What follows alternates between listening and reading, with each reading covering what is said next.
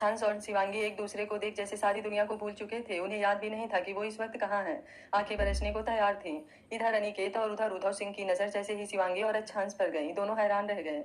उन्हें कुछ समझ नहीं आया कि इस वक्त उन्हें क्या करना चाहिए। अनिकेत की आंखों में धीरे धीरे शिवांगी के लिए गुस्सा उतरने लगा और इधर उधर उद्धव सिंह की आंखों में भी हंस के लिए नाराजगी झलकने लगी। लेकिन उसके साथ ही उन्हें शिवांगी के लिए डर भी लगने लगा। सभी लोग इन दोनों को चुपचाप खड़े देख रहे थे, लेकिन इन सबसे अलग शिवांगी को देखकर संध्या की हालत खराब हो चुकी थी। वो पूरी तरीके से पसीने से भीग चुकी थी। वो खुद से बड़बड़ाते हुए, ये नहीं हो सकता शिवांगी यहाँ, ये कैसे पॉसिबल है। इधर अच्छांश और शिवांगी में लगभग 20 कदमों की दूरी थी। दोनों जैसे एक दूसरे को अपनी आंखों में भर रहे थे, जैसे 4 सालों की भरपाई कर रहे हैं। तभी उद्धव सिंह जल्दी से खुद को संभालते हुए शिवांगी के कंधे पर हाथ रखकर, शिवांगी। इसी के साथ शिवांगी में को होश आता है कि वो कहाँ है। सामने अच्छांश को देख उसके कानों में अतीत की बातें गूंजने लगती है और अब आंखों में जज्बात की जगह नफरत भरने लगी थी। वो अपनी आंखें बंद कर मुठिया भींचते हुए एक गहरी सांस लेती है। वो खुद से बोली, नहीं शिवांगी, अब तू वो कमजोर शिवांगी नहीं है। तू इसका सामना कर सकती है। वैसे भी एक ना एक दिन तो कभी सामना करना ही था। शायद आज इसका सही वक्त आ गया है। वो अपनी आंखें खोलती है। अब उसके चेहरे पर दर्द, जज्बात, कोई इमोशन नजर नहीं आ रहा था। उसका चेहरा पहले की तरह सख्त हो चुका था।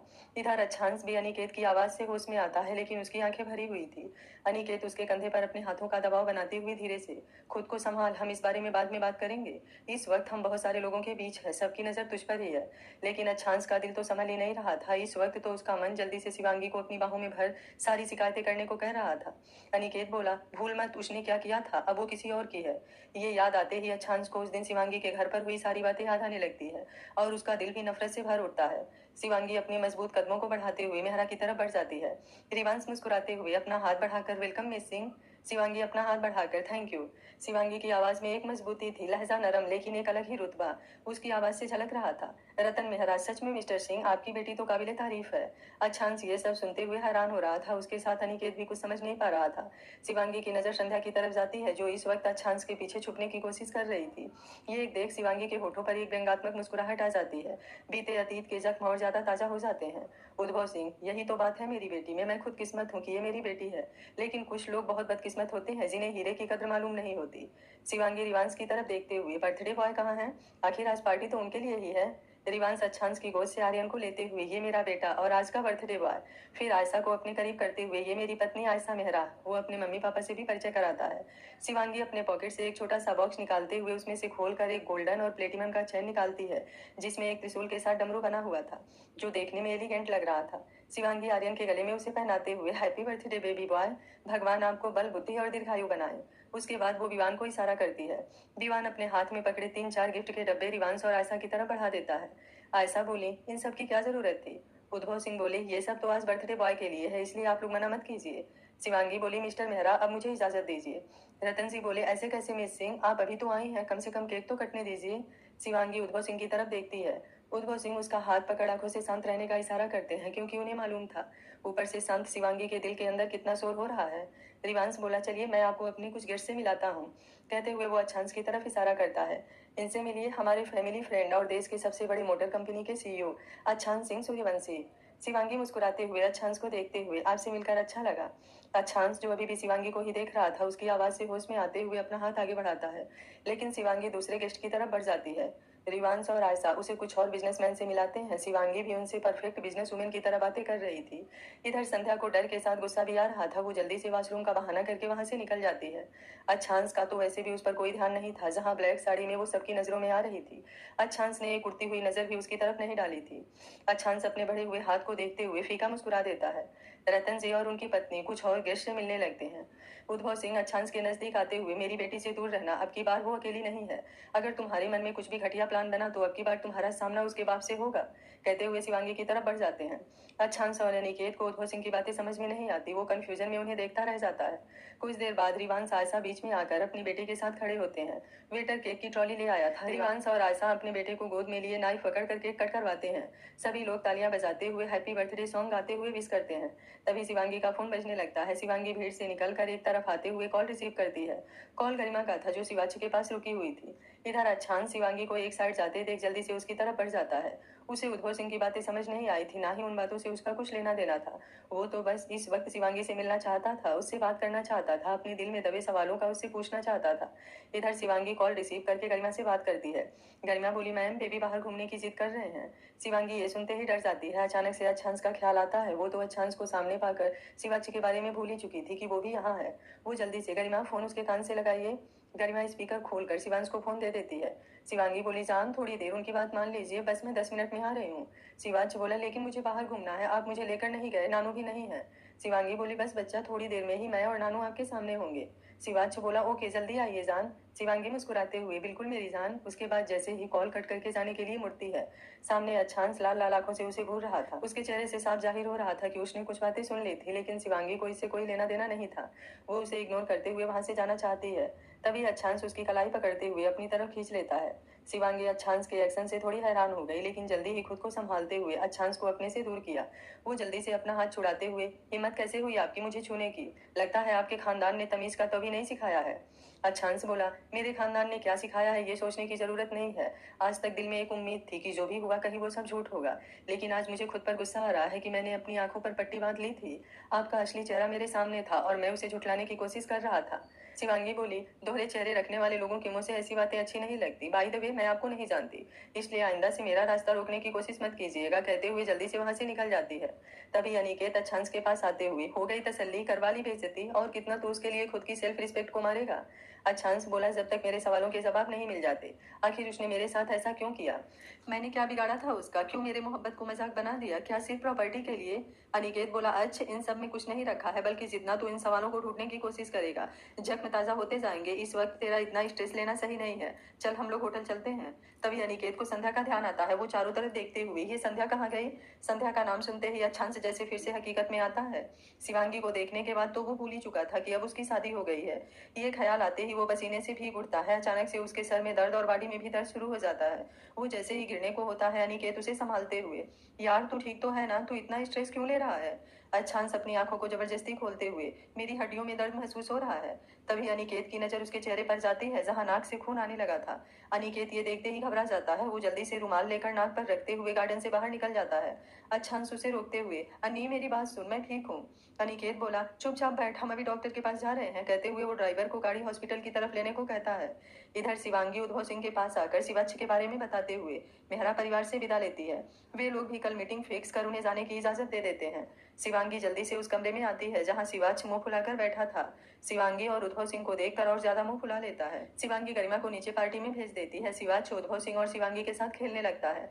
थोड़ी देर बाद शिवांगी उसे खाना खिलाकर सुनाने लगती है। उद्भव सिंह वहीं सोफे पर बैठे हुए थे। शिवांगी बोली, डैड हम लोग होटल के लिए निकलते हैं। उद्भव सिंह भी सर हिलाते हुए विवान को मैसेज कर पार्किंग एरिया में आने को कहते हैं। इधर गरिमा और विवान भी खाना खाकर बाहर आ जाते हैं। उसके बाद चारों अपने होटल के लिए निकल जाते हैं। विवान और गरिमा अपने अपने कमरे में चले जाते हैं। इधर शिवांगी जैसे ही अपने कमरे में आती है, उद्भव सिंह भी उसके कमरे में आ जाते हैं। शिवाच गाड़ी में ही सो गया था। शिवांगी उसे बेड पर सुलाते हुए, डैड रात हो चुकी है, अब आपको आराम करना चाहिए। उद्भव सिंह बोले, बेटा मुझे आपसे बात करनी है। शिवांगी बोली, जानती हूँ डैड, लेकिन मैं उसके बारे में कोई बात नहीं करना चाहती। उद्भव सिंह बोले, चलो ठीक है, लेकिन एक बात याद रखना, कुछ भी हो जाए तुम्हारा ये बाप तुम्हारे साथ है। शिवांगी बोली, जानती हूँ डैड, आपको बोलने की जरूरत नहीं है। आप चिंता ना करें, मैं इतनी कमजोर नहीं कि कोई भी अब मुझे तोड़कर चला जाए। अब मुझे टकराने वाला खुद टूट जाएगा। उद्भव सिंह बोले, बेटा एक बात बताओगी? शिवांगी बोली, क्या? उद्भव सिंह बोले, अच्छांश के साथ जो लड़की खड़ी थी, क्या ये वही लड़की है जिसने तुम पर हमला किया था? शिवांगी केवल हाँ में अपना सर हिला देती है। अतीत की वो भयानक रात वो कभी नहीं भूल सकती, और ना ही उन दोनों दरिंदों के चेहरे। उद्भव सिंह बोले, चलो ठीक है, अपना ध्यान रखना और सावधान रहना, जब तक मेरी आवाज ना आए दरवाजा मत खोलना। शिवांगी बोली, डैड मैं आपकी चिंता समझ रही हूँ, लेकिन आप भूल रहे हैं कि अब मैं वो शिवांगी हूँ जो ऐसे वैसे जाने कितने लोगों के लिए अकेले काफी है। आज ज्यादा टेंशन मत लीजिए, तबीयत खराब हो जाएगी आपकी। उद्भव सिंह सर हिलाते हुए अपने कमरे में आ जाते हैं, लेकिन उनके चेहरे पर चिंता की लकीरें साफ नजर आ रही थी। वो खुद से ही बोले, एक उम्मीद थी कि शायद शिवांगी और अच्छांश के बीच में जो भी हुआ वो एक गलतफहमी हो, लेकिन आज लग रहा है कि शिवांगी सच कह रही थी। जिस लड़की ने शिवांगी की जान लेनी चाहिए, आज वो अच्छांश के साथ है। इसका मतलब उसकी बातें भी सच होगी। अच्छा हंस, तुम तो सच में बहुत घटिया इंसान निकले। मुझे तुम लोगों से अपनी बेटी को बचाना ही होगा। नहीं तो जो एक बार जान लेने की कोशिश कर सकता है वो दोबारा भी करेगा। वो देहरादून अपने सिक्योरिटी गार्ड को फोन करते हैं और यहाँ मुंबई में सुबह तक कुछ ट्रेंड बॉडी गार्ड को हायर करने की बात कर बेड पर लेट जाते हैं। इधर शिवांगी उद्भव सिंह के जाने के बाद दरवाजा बंद करते हुए दरवाजे से ही टिक कर बैठ जाती है। इतनी देर तक खुद को मजबूत दिखाने वाली बंद कमरे में असहाय सी हो जाती है। दिल जोर जोर से चिल्लाने को कर रहा था, लेकिन बेड पर उसका बेटा भी सोया हुआ था। वो अपने मुंह पर हाथ रखती हुई आज फिर बरसों बाद फूट फूट कर रो रही थी। इस तरह जब उसने उद्भव सिंह को सच बताया था और उसका दिल जार जार करके रोया था, आज फिर से वो इस दर्द को महसूस कर रही थी। अच्छांश के सब दिलो दिमाग में घुस रहे थे। रोते रोते वहीं दरवाजे से ही लगे कब आंखें बंद हो गई, पता ही नहीं चला। इधर अनिकेत अच्छांश को अस्पताल लेकर आता है, जहां डॉक्टर उसे भर्ती करते हुए ट्रीटमेंट शुरू करते हैं। अनिकेत जयपुर वाले डॉक्टर को कॉल करके यहाँ के डॉक्टर से बात करवाता है, जिससे डॉक्टर जल्दी से इंजेक्शन लगाते हैं। अच्छांश को 1 घंटे बाद कुछ राहत महसूस होता है। डॉक्टर बताते हैं कि ये सब ब्लड कैंसर की वजह से हो रहा है। इस तरह अचानक पसीने से भीगना, हड्डियों में दर्द होना, नाक से खून आया, ये खतरे के लक्षण हैं। इधर संध्या कितनी देर तक बाथरूम में आकर खुद को शांत करती है, उसके बाद अपना फोन निकालकर किसी से बात करके सारी बातें बताती है। उधर का इंसान भी ये बातें सुन हैरान हो जाता है। संध्या बोली, भाई हमने तो उसे मार दिया था, फिर वो जिंदा कैसे हो सकती है? उधर से आवाज आती है, हमें पूरी बात पता लगानी होगी, मैं आ रहा हूँ। संध्या बोली, भाई मुझे तो डर लग रहा है। उसकी आंखों देखा ऐसा लग रहा था जैसे वो कुछ भी नहीं भूली है। उधर से आवाज आती है, जो हमने उसके साथ किया है वो कभी भूलने वाली बात भी नहीं है। पहले तू खुद को ठीक कर, नहीं तो जिसको नहीं मालूम होगा उसको भी मालूम हो जाएगा कि हमने क्या किया था। पहले ये बता, यहाँ मुंबई आने के बाद वो अच्छांश तेरे करीब आया है या नहीं? संध्या गुस्सा करते हुए सारी बात बताती है। उधर से बोला, जल्द से जल्द अच्छांश को अपने करीब करने की कोशिश कर, नहीं तो हमारा सारा प्लान फेल हो जाएगा। संध्या बोली, भाई वो तो पहले ही मुझसे दूर भागता था, अब तो शिवांगी भी आ गई है और उसे देखकर लग रहा था जैसे आज भी अगर शिवांगी उसके पास आए तो वो सब कुछ भूल कर केवल उसका हो जाए। पता नहीं इतनी गलतफहमियां पैदा करने के बाद भी उसके दिल में शिवांगी के लिए शक क्यों नहीं पैदा हो रहा। इसी तरह दोनों कुछ देर बात करने के बाद कॉल रख देते हैं। संध्या जब तक गार्डन में लौट कर आती है, ना ही वहां शिवांगी थी ना ही अच्छांश। ये देखकर उसका माथा ठनक जाता है। वो जल्दी से अनिकेत को फोन करती है, क्योंकि अच्छांश तो उसका कॉल उठाता नहीं था। लेकिन इस वक्त अनिकेत भी अच्छांश को अस्पताल लेकर जा रहा था, इसलिए उसका कॉल कट कर देता है। संध्या गुस्से से दांत पीसती हुई, अच्छांश ने तुम लोगों को सर चढ़ा रखा है। एक बार मैं अच्छांश के करीब आ जाऊं, उसके बाद तुम लोगों को तुम्हारी सही औकात याद दिलाऊंगी। दादाजी सही कहते हैं, तुम लोग 2 टके के नौकर हो और वही रहोगे। सोचते हुए एक कैब बुक करके वो भी अपने होटल के लिए निकल जाती है।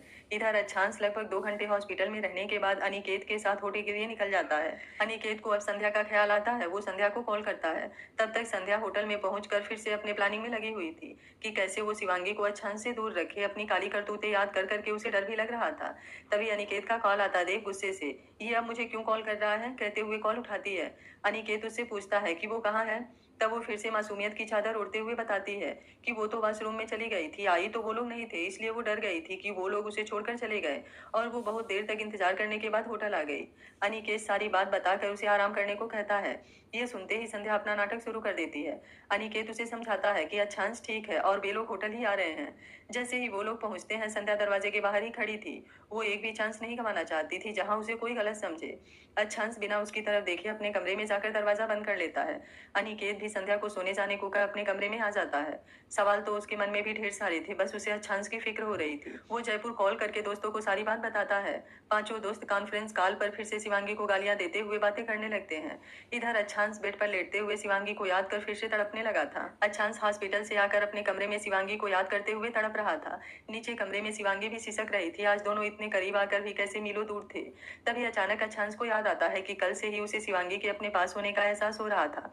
अब धीरे धीरे उसके दिमाग में लिफ्ट के पास शिवाज का टकराना, सुबह और शाम को गार्डन में शिवांगी जैसी लड़की को देखना, सारी बातें याद आने लगती है।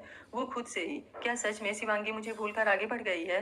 लेकिन उस दिन तो उनके घर पर बताया था कि वो विराज के साथ गई है, तो विराज कहाँ है? और ये उद्भव सिंह उन्हें अपनी बेटी क्यों बता रहे हैं? तभी उसे पार्टी में उद्भव सिंह की कही बातें याद आती है। वो उनकी सारी बातों का एक एक शब्द फिर से याद करके समझने की कोशिश करने लगता है। अचानक उसे शिवांगी का चेहरा भी याद आने लगता है। वो खुद से बोला, शिवांगी तो मुझे खुद छोड़कर गई थी, फिर उसकी आंखों में मेरे लिए नफरत क्यों नजर आ रही थी? और उसकी बातें भी जैसे कि मैंने कुछ गलत किया हो, जबकि नाराज तो मुझे होना चाहिए। समझ नहीं आ रहा है क्या करूं। लेकिन तभी उसके दिमाग में कुछ आता है और वो दौड़ते हुए अपने कमरे से बाहर निकल जाता है। कुछ ही देर में वो नीचे रिसेप्शन के पास खड़ा था। वहां पर एक लड़की बैठी हुई थी। अच्छांश बोला, मैम मैम क्या आप हमें बता सकती हैं कि यहाँ शिवांगी कपूर किस कमरे में ठहरी हुई हैं?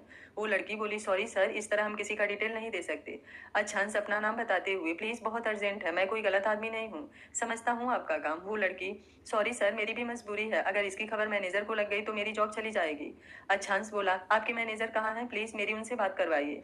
वो लड़की अच्छांस को इस तरह बेचैन देख मैनेजर का नंबर दे देती है। अच्छांस जल्दी से नंबर डायल करते हुए मैनेजर से बात करता है। मैनेजर उसका नाम सुनकर उस लड़की को सारी डिटेल दे देने को कहता है।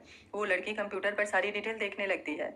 अच्छांस बोला, कल के डेट में एंट्री देखिए। कुछ देर में लड़की, यहाँ पर शिवांगी कपूर और उनके साथ 3 और लोग ठहरे हुए हैं। 3rd फ्लोर पर 206 शिवांगी कपूर के नाम से है, वे लोग अभी कल तक यहाँ रहेंगे। ये सुनते ही अच्छांस थैंक यू बोलते हुए वो फिर से लिफ्ट में आता है। तीसरी फ्लोर पर आकर 206 वाले कमरे के पास आता है। इस वक्त रात के 2 बज रहे थे। दरवाजे पर दस्तक देना चाहता था, लेकिन तभी उसके दिमाग में ख्याल आता है कि इतनी रात को अगर शिवांगी ने बात करने से इनकार कर दिया तो कहीं हंगामा हो जाएगा। इसलिए वो चुपचाप वहीं दरवाजे से सटकर बैठ जाता है। उसे शिवांगी के अपने पास होने का एहसास हो रहा था। दरवाजे के उस पार शिवांगी सोई हुई थी और इधर अच्छांस की आंखें भी अब झपकने लगी थी। अगली सुबह लगभग 5 बजे उद्धव सिंह की नींद खुलती है। वैसे भी रात भर डर और बेचैनी से अच्छे से नींद नहीं आई थी। वो फिर जल्दी से उठकर अपने बॉडीगार्ड को फोन करते हैं। हेड बॉडीगार्ड बताता है कि मेरे 4 आदमी होटल पहुंच चुके हैं, वो लोग नीचे हाल में बैठे हुए हैं। उद्धव सिंह फोन रखने के बाद शिवांगी को देखने जैसे ही कमरे से बाहर आते हैं, शिवांगी के कमरे के दरवाजे पर अच्छांस को देख हैरान हो जाते हैं। वो गुस्से से उसके पास जाते हुए उसका कॉलर पकड़ जोर से झिझोड़ देते हैं। अच्छांस हड़बड़ा कर उठते हुए आंखें खोलता है तो सामने उद्धव सिंह को इतने गुस्से में देख कुछ देर के लिए वो भी शॉक्ड हो जाता है। तभी उसे याद आता है कि वो कहाँ है। वो उठकर खड़ा होते हुए, सर मुझे शिवांगी से मिलना है।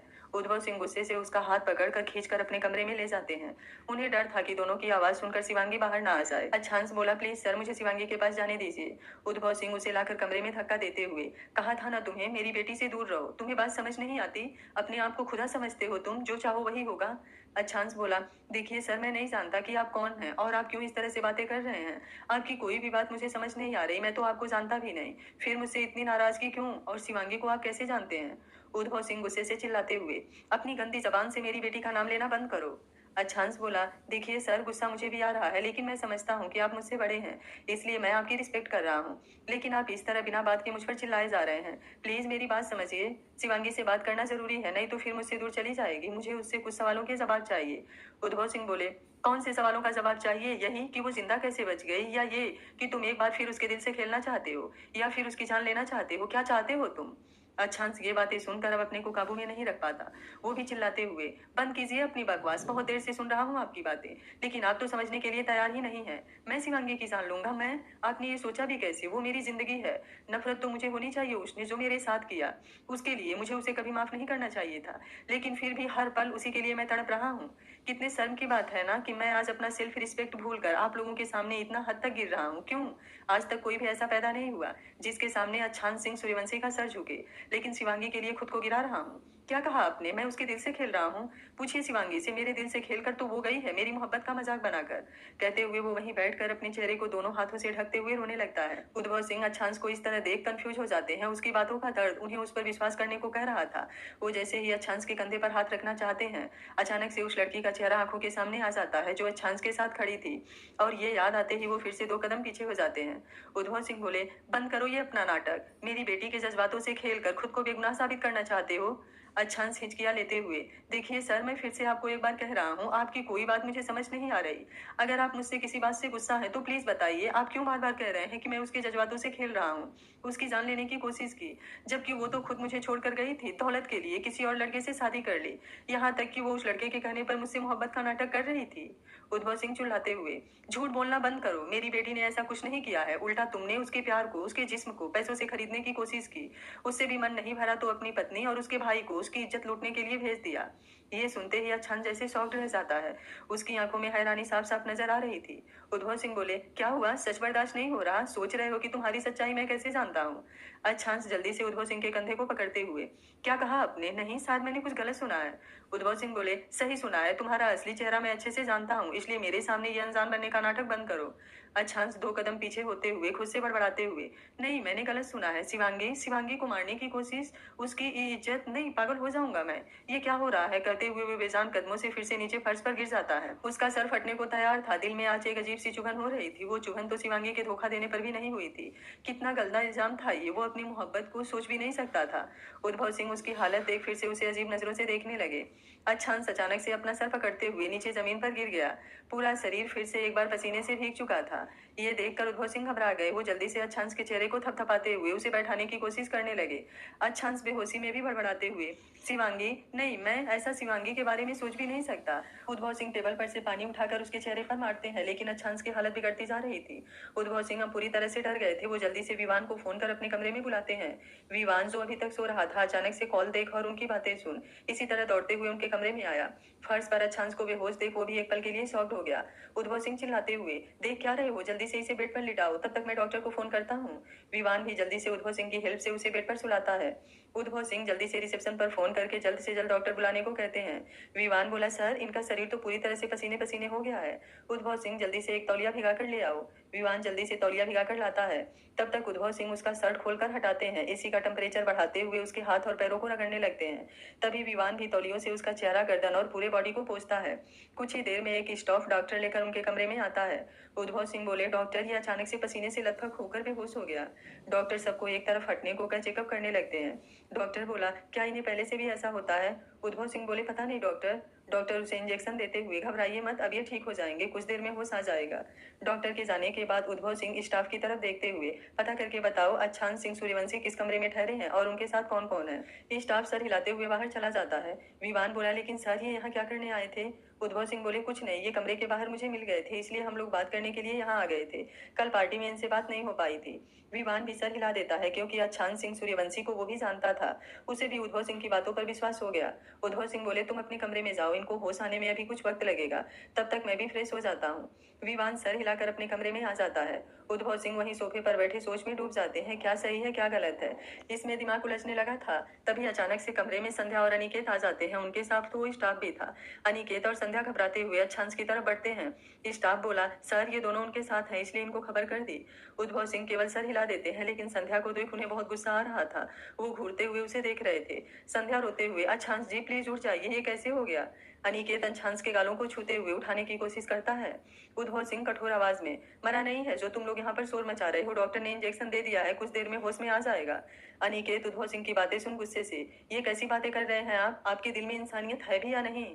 उद्भव सिंह बोले, इंसानियत है इसलिए ये सही सलामत यहाँ है, अब जल्दी से इसे उठाओ और ले जाओ। मुझे कोई शौक नहीं है अपने कमरे में गंदगी फैलाने का। अनिकेत को इस वक्त उद्भव सिंह पर बहुत तेज गुस्सा आ रहा था। संध्या उद्भव सिंह को घूरते हुए, हमें भी कोई शौक नहीं है यहाँ रहने का। अनिकेत भाई, इन्हें लेकर कमरे में चलिए। अनिकेत अच्छांस को उठाने की कोशिश करता है। तभी अच्छांस को होश आने लगता है। उसे होश में आता देख अनिकेत उसका हाथ पकड़कर देखने लगता है। अच्छांस धीरे धीरे अपनी आंखें खोलता है। अनिकेत को देख वो चारों तरफ अपनी नजरें घुमाता है। वो जल्दी से उठकर बैठ जाता है। जैसे ही वो कुछ बोलने को होता है, संध्या बोली, अच्छांस जी, आप ठीक हैं, चलिए अपने कमरे में। अच्छांस संध्या की आवाज सुनते ही गुस्से से अपनी मुट्ठियां भींच लेता है। तभी अनिकेत उसके कंधे पर हाथ रखकर, चल अपने कमरे में। अच्छांस बोला, तुम लोग जाओ, मुझे सर से कुछ बात करनी है। अनिकेत बोला, लेकिन। अच्छांस बोला, कहाँ ना जाओ। संध्या बोली, हम कहीं नहीं जा रहे हैं, आपको लेकर ही जाएंगे, चुपचाप कमरे में चलिए। अच्छांस किसी तरह खुद को शांत करते हुए, संध्या, मैं थोड़ी देर में आ जाऊंगा, आप लोग जाइए। अनिकेत बोला, संध्या चलो यहाँ से। संध्या बोली, लेकिन अच्छांस जी। अनिकेत बोला, अब वो ठीक है, थोड़ी देर में आ जाएगा, कह रहा है ना।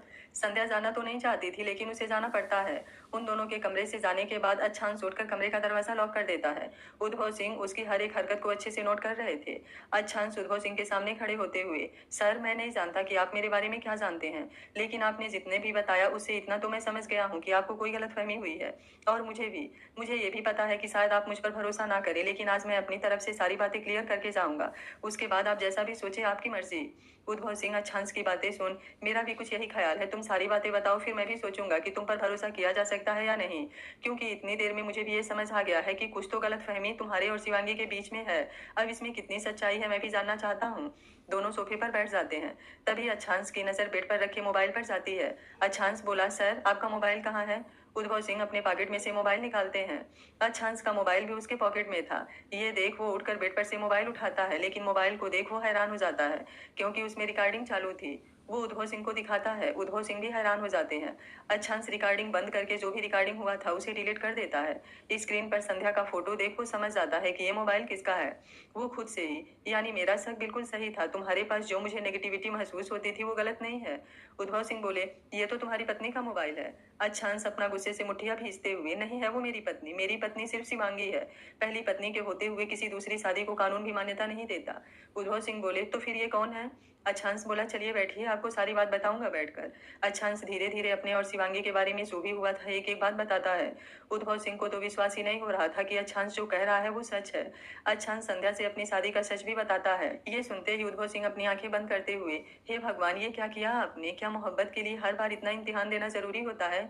अच्छांश बोला, सर मैंने जो भी बताया उसकी एक एक बात सच है। अगर आपको विश्वास नहीं तो आप मेरे दोस्तों से, मेरी माँ से, यहाँ तक कि शिवांगी की फैमिली से सारी बातें पता कर सकते हैं। उद्भव सिंह अच्छांश का हाथ पकड़ते हुए, बेटा पहले तो मैं माफी मांगना चाहूंगा, अनजाने में ही सही, लेकिन तुम्हें बुरा भला कहा। लेकिन बेटा इसका भी रीजन है। जिस तरह तुम शिवांगी को धोखेबाज समझते हो, इस तरह शिवांगी के साथ भी धोखा हुआ है। जो सच तुम्हें दिखाया गया वो सच नहीं है, वो तुम्हारी आंखों का धोखा है, बल्कि उस दिन का सच कुछ और है। कहते हुए वो सारी बात बताते हैं, किस तरह शिवांगी उन्हें मिली और वो शिवांगी में अपनी बेटी को देखने लगे, और शिवांगी ने भी उनको ही अपना परिवार मान लिया। फिर शिवांगी ने जितनी भी बातें बताई थी वो अच्छांश के सामने रखते हैं। अच्छांश सारी बातें सुनते हुए दर्द से अपनी आंखें बंद कर लेता है। उद्भव सिंह बोले, बच्चे गलत तुम्हारे साथ ही नहीं शिवांगी के साथ भी हुआ है। लेकिन मुझे अभी भी ये बात समझ नहीं आ रही कि जब तुम्हारे दादाजी ने तुमसे बात की थी तो तुमने खुद पैसे देने की बात कही थी। अच्छांश सारी बातें याद करते हुए, नहीं सर, मुझे तो मालूम भी नहीं कि मेरे दादाजी को शिवांगी के बारे में पता भी था। उन्होंने तो बताया भी नहीं कि वो शिवांगी के यहाँ गए हैं। उस दिन तो वो हमारे घर पर आई और बताया कि वो उन सिसोदिया के यहाँ जा रहे हैं उस लड़की को मना करने जिससे वो मेरी शादी कराना चाहते थे। और जब उनका कॉल आया तो मुझे उनकी बातों से यही लगा कि वो इस संध्या की बात करते हैं। अब सारी बातें क्लियर हो गई थी। उद्भव सिंह अपने हाथ जोड़ते हुए, भगवान तेरी लीला भी अपरंपार है। मेरी बच्ची की मोहब्बत बहुत ही पाक है और आज तूने ये साबित कर दिया कि उसकी मोहब्बत हारी नहीं है, भले कुछ समय के लिए दूर हो गई है। अच्छांश बोला, मुझे भरोसा नहीं हो रहा है कि कोई मेरा अपना ही इतनी गहरी साजिश कर सकता है। लेकिन गलती मेरी ही है। मैंने शिवांगी से शुरू में ही अपने रिश्ते को छुपाने को कहा था, लेकिन जब मैं खुद उड़ान भरने के लिए तैयार हुआ तो उस खुशी में ये बात भूल गया और पूरे कॉलेज के सामने मेरा शिवांगी का रिश्ता आ गया। मैंने तो सोचा भी नहीं था कि कोई इस बात को अपने फायदे के लिए यूज कर सकता है। इसलिए मैं जब तक काबिल नहीं बन जाता तब तक शिवांगी से छुपकर मिलता था। लेकिन मेरी एक गलती भारी पड़ गई और मेरी पूरी दुनिया ही खत्म कर दी। उद्भव सिंह बोले, नहीं बच्चे, दुनिया खत्म नहीं हुई है, बस कुछ वक्त के लिए अंधेरा हो गया था। लेकिन अब गलतफहमी के बादल छट चुके हैं। मैं जानता हूँ शिवांगी को, उसने खुद को इतना कठोर बना लिया है, लेकिन तुम्हारी मोहब्बत उसके अंदर अभी भी जिंदा है। अच्छांश आगे कुछ कह पाता उससे पहले दरवाजे पर दस्तक होती है। उसी के साथ शिवांगी की आवाज आती है, डैड अभी तक सो रहे हैं क्या? अच्छांश शिवांगी की आवाज सुन दरवाजे की तरफ बढ़ता है। तभी उद्भव सिंह उसे रोकते हुए चुप रहने का इशारा कर वॉशरूम में ले जाकर छुपा देते हैं। उद्भव सिंह अच्छांश को वॉशरूम में छुपा कर खुद को नॉर्मल करते हुए दरवाजा खोलते हैं। सामने शिवांगी शिवाच को लिए खड़ी थी। शिवांगी बोली, डैड संभालिए अपने साहबजादे को, सुबह से नाक में दम करके रखा है। उद्भव सिंह मुस्कुराते हुए शिवाच को गोद में लेकर, अब क्या किया मेरे साहबजादे ने? सो आप नाराज हो रही हैं? और आपकी आंखें सूजी हुई क्यों हैं? फिर आप रात भर सोई नहीं? शिवांगी अपनी नजरें चुराते हुए, ऐसी बात नहीं है डैड, अभी इसे संभालिए, तब तक मैं फ्रेश होकर आती हूँ। इसे सुबह सुबह ही बाहर घूमने जाना है, इसके चक्कर में जॉगिंग के लिए भी नहीं जा पाई। उद्भव सिंह बोले, अरे तो लेट से आप उठे, इसमें मेरे साहबजादे की क्या गलती? शिवांगी बोली, डैड आपकी वजह से ये सर चढ़ रहा है, जब से उठा है तब से कह रहा है कि बाहर घूमने जाएगा। कल मैं इसे पार्टी में नहीं लेकर गई, इसके लिए मुझे पनिश करेगा। उद्भव सिंह हंसते हुए, अरे वाह, मेरे बच्चे ने बिल्कुल सही बात कही है। शिवांगी बोली, डैड ये मजाक की बात नहीं है, मैं सीरियस हूँ। आप लोग जल्दी से पैकिंग कर लीजिए, आप कुछ देर में इसे लेकर देहरादून के लिए निकल जाइए, मैंने टिकट बुक कर दिए हैं। उद्भव सिंह बोले, वाट, लेकिन क्यों? हम तो यहाँ आज घूम कर कल सुबह निकलने वाले थे ना। शिवांगी बोली, डैड मेरी बात समझने की कोशिश कीजिए। उन लोगों की नजर में मैं आ चुकी हूँ और जहाँ तक मैं जानती हूँ, मुझे देख ये लोग फिर से कुछ भी करने की कोशिश कर सकते हैं, लेकिन अब मैं उनसे निपट सकती हूँ। लेकिन शिवाच मेरी कमजोरी है और उन लोगों ने इसे कुछ भी चोट पहुंचाने की कोशिश की तो शायद मैं उनका सामना ना कर पाऊँ। उन लोगों की नजर इस पर पड़े, इससे पहले आप जल्दी से इसे लेकर यहाँ से जाइए। मैं शाम को मीटिंग अटेंड करते ही निकल जाऊंगी, देर रात तक मैं भी पहुंच जाऊंगी, तब तक आप इसे संभालने की कोशिश कीजिएगा। उद्भव सिंह बोले, लेकिन बेटा। शिवांगी बोली, प्लीज डैड, मैंने जो चेहरा उन लोगों का देखा है उसके बाद मैं बिल्कुल भरोसा नहीं कर सकती। वो लोग मेरे बच्चे को छीनने की भी कोशिश कर सकते हैं या मारने की भी। जहां तक मैं उन लोगों को जानती हूँ वे लोग प्लानिंग में लग भी गए होंगे और मेरे बारे में खोजबीन भी कर रहे होंगे, लेकिन उससे पहले मैं शिवाच को उनकी नजरों से दूर कर दूंगी। उद्भव सिंह बोले, लेकिन बेटा ये तो पता लगाते हुए देहरादून भी आ सकते हैं। शिवांगी बोली, जानती हूँ, लेकिन वहां मैंने घर की पूरी सिक्योरिटी तैयार कर दिया है। आप लोग कुछ दिन घर से बाहर नहीं निकलेंगे, बाहर निपटने के लिए मैं तैयार हूँ। अब मैं वो कमजोर शिवांगी नहीं हूँ। आज तक चुप इसलिए थी कि चाहे उसने मुझे धोखा दिया था, मेरे जज्बातों से खेला था, लेकिन मैं फिर भी उसे चोट पहुंचाने की हिम्मत नहीं रख पाई। नहीं तो ये आप भी जानते हैं कि अब मैं उन लोगों को अकेले मिट्टी में मिला सकती हूँ, उनके खानदान की जड़ें तक उखाड़ सकती हूँ, लेकिन क्या करूँ, मैं चाह कर भी उनके लिए बुरा नहीं सोच सकती। लेकिन डैड, अब ये शिवांगी केवल प्रेमिका या पत्नी नहीं है, एक माँ है। और यदि मेरे बच्चे को किसी ने भी चोट पहुंचाने की कोशिश की तो अब की बार कोई रहम नहीं, कोई दया नहीं, चाहे इसके लिए मुझे खुद अपने हाथों से उन लोगों के सीने में गोलियां उतारनी पड़े, कोई हिचक नहीं होगी। प्लीज डैड, बातों में टाइम वेस्ट करने करने के लिए नहीं है। आप पैकिंग शुरू कीजिए, मैं जल्दी से फ्रेश होकर आती हूँ। फिर आप दोनों को एयरपोर्ट छोड़ने मैं खुद आऊंगी।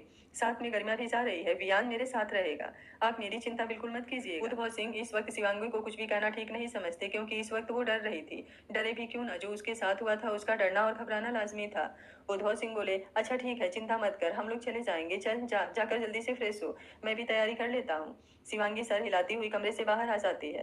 अंदर अच्छांश पहले तो शिवांगी और शिवाच को देख थोड़ा खुश थोड़ा कंफ्यूज होता है, क्योंकि उद्भव सिंह ने अभी शिवांगी की प्रेगनेंसी के बारे में नहीं बताया था, और वो भी इस वक्त शिवांगी के चक्कर में शिवाच को भूल चुका था।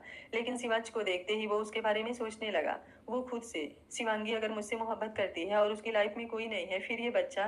तभी उसे लिफ्ट के पास शिवाच से पहली मुलाकात याद आती है, और उसके साथ ही अनिकेत की आवाज कानों में गूंजती है, ये बच्चा बिल्कुल तेरे जैसा लग रहा है।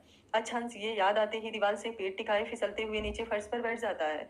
वो अपनी आंखें बंद करते हुए खुद से, इतनी बड़ी मुझसे गलती कैसे हो गई? सच्चाई और सबूत मेरे सामने था, और मैंने उस विराज की बात पर भरोसा किया। कैसे कैसे कैसे मैंने अपनी शिवांगी पर भरोसा नहीं किया? मेरा दिल बार बार कहता रहा कि वो ऐसी नहीं है। क्यों मुझे वो चीज पहले याद नहीं आई? सोचते हुए उसकी आंखों से फिर से आंसू बहने लगे। उसे याद आ रहा था जब वो शिवांगी के साथ शादी करके और अपने कुछ खूबसूरत लम्हे गुजार कर घर आया। उस वक्त तो वो सो गया, लेकिन जब उठा तो फ्रेश होकर अपनी माँ को शिवांगी के यहाँ चलने की तैयारी करने को कह, जैसे ही वो अपनी कंपनी में जाने के लिए बाहर आकर गाड़ी का दरवाजा खोलता है, उसके साथ ही उसे अपनी शिवांगी के साथ कल रात उस गाड़ी में बिताए अपने पहले मिलन की याद आ गई, और उसकी नजर पीछे की सीट पर गई। पीछे की सीट पर उसकी नजर जाते ही वो हड़बड़ाकर जल्दी से पीछे का दरवाजा खोला और जल्दी जल्दी उसका कवर निकालने लगा। बाकी दोस्त तो अपने बाइक से आए थे, लेकिन कुणाल और अनिकेत उसकी गाड़ी से ही कंपनी जाने वाले थे। वो दोनों पीछे से गाड़ी के पास पहुंचते हुए, क्या हुआ तुझे, ये कवर क्यों उतार रहा है? अच्छा, जल्दी से वो कवर समेट कर आगे अपनी सीट के नीचे रखते हुए, कुछ नहीं, नया कवर लगाने की सोच रहा हूँ, ये व्हाइट कलर है का है ना, जल्दी गंदा हो जाता है। वो दोनों भी सर हिलाते हुए पीछे बैठ जाते हैं। अच्छांश मन ही मन, बाल बाल बचा, नहीं तो इन लोगों के सवालों के जवाब देना मुश्किल हो जाता। ये सोचते हुए उसके होठों पर मुस्कुराहट थी। अभी अच्छांश अपने अतीत की बातों में डूबा हुआ था, तभी शिवांगी की बातें सुन वो गुस्से से अपनी मुट्ठियां भींच लिया। वो खुद से ही बोला, बीबी आप ऐसा सोच भी कैसे सकती हैं? मैं अपने बच्चे की जान लूंगा, लेकिन गलती भी मेरी ही है। आपके साथ जो हुआ है उस सिचुएशन में आप बिल्कुल सही सोच रही हैं। वो अपनी आंखों की नमी साफ करते हुए दरवाजे की ओर से अपने बेटे को देखने लगता है। उसे देखते ही उसके होठों पर मुस्कान आ जाती है। वो खुद से ही बोला, अनिकेत सही कह रहा था, ये तो बिल्कुल मेरी तरह है। मेरा बच्चा, मैं पापा बन गया हूँ। पापा, हाँ, मेरा बच्चा मुझे पापा ही कहेगा। कितना खूबसूरत लग रहा है, दिल में एक सुकून सा उतर रहा है। वो अपनी नजरों में प्यार भरे अपने बेटे को देख रहा था। तभी उद्भव सिंह बाथरूम का दरवाजा खोलते हैं, जिससे वो सीधा खड़ा होकर बाहर आता है और जल्दी से उद्भव सिंह की गोद से शिवाच को ले लेता है। क्या अच्छांश शिवांगी को अपने बेगुनाही का विश्वास दिला पाएगा? आगे क्या होगा इस कहानी में जानने के लिए देखते रहिए कहानी का अगला भाग। अगर आपको कहानी अच्छी लग रही है तो वीडियो को लाइक शेयर एंड चैनल को सब्सक्राइब कर लीजिएगा। Thank you for watching. मिलते हैं कहानी के अगले भाग में।